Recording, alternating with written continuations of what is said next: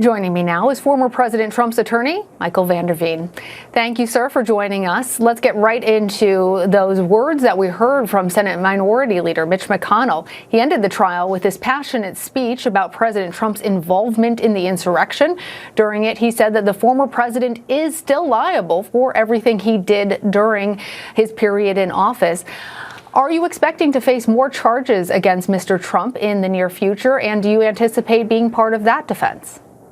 No, that's just political rhetoric, and I was hopeful that something would come out of this, that the political rhetoric would stop out of Washington, D.C., but I guess apparently it hasn't. Were you, though, surprised to hear those words coming from the leader of the Republican Party in the Senate? I'm not surprised to hear a politician say anything at all. No.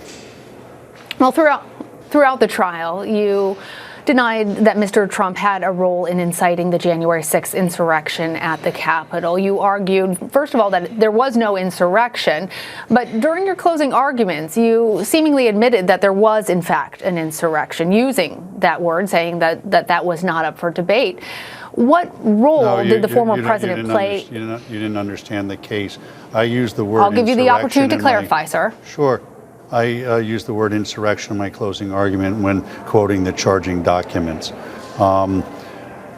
What happened at the Capitol on January 6th is absolutely horrific.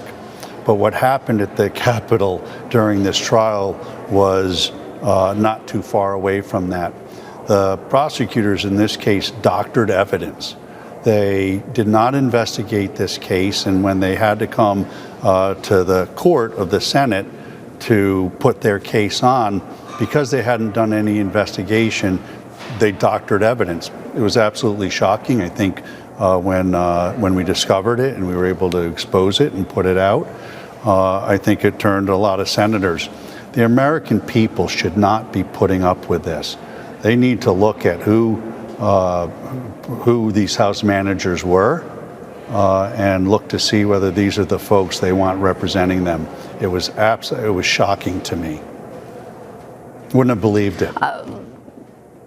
Let's follow up with a point that you're making right now about the House managers, as you say, doctoring evidence, and the argument. They didn't deny it. For our viewers, they didn't deny it. I put it in front of them 3 times. To be clear for our viewers, what you're talking about now is a check mark.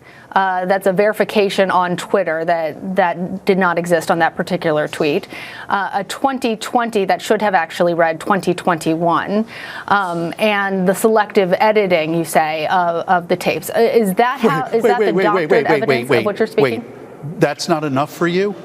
That's not enough for you? No, wait, no, sir, no. I'm not a juror in this trial. What I'm trying to be clear for our viewers is what you're referring to, because not everybody has been following. It's not okay not everybody, to doctor sir, a little bit of evidence. Respectfully. I have not said it is okay. Ma'am, your question is I want to be clear for our viewers. Listen, what has to happen is I want to be clear for our viewers about what exactly you're saying when you say doctored evidence. The media has to start telling the right story in this country. The media is trying to divide this country. You are bloodthirsty for ratings, and as such, you're asking questions now that are already set up with a fact pattern. I can't believe you would ask me a question indicating that it's all right just to doctor a little bit of evidence. There's more stuff that we uncovered that they doctored, to be frank with you, and perhaps that will come out one day.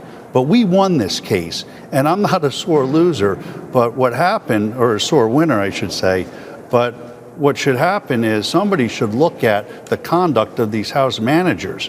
It's unconscionable, aside from all of the due process violations that my client had. And the media should be looking at a square, straight way. The straight way. When I watch the news, I watch one station and it's raining. I watch another station at the same time and it's sunny. Your coverage is so slanted, it's got to stop.